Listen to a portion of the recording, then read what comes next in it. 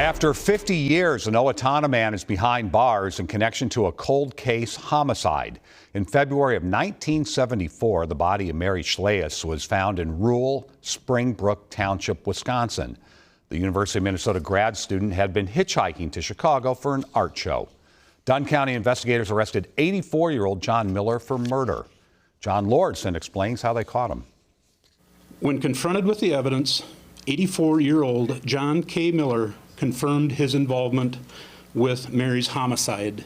For half a century, Miller wasn't even on detectives' radar, but within the past year, Dunn County joined forces with Ramapo College in New Jersey, which specializes in genetic genealogy. They used DNA and a stocking cap recovered at the crime scene. That evidence first led detectives to Miller's family members, including his daughter, and then eventually to Miller himself. It's had to have been on his mind almost every day. Investigators say the fact that Miller was adopted initially made it harder to track him down. Sheriff Kevin Biggs says he was sitting in a deer stand when he got the call that an arrest had finally been made. And I had a difficult time controlling my excitement.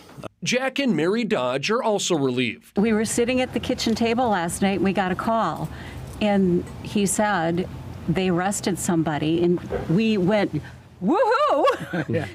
The couple lives near the wooded spot in Springbrook Township where investigators discovered Mary Schleus's body. Authorities say Miller confessed to picking her up while she was hitchhiking and stabbing her after she wouldn't have sex with him.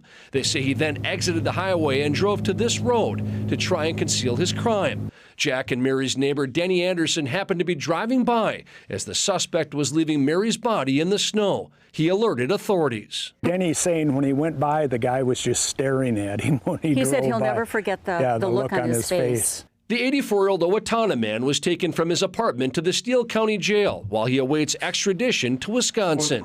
In the meantime, the Dodges are hoping the arrest gives Schleus's family much-needed closure. Yeah, and I was surprised, after 50 years that, the fellow that they arrested was still alive. And it came as a bit of a surprise. In Dunn County, Wisconsin, John Lordson, WCCO News.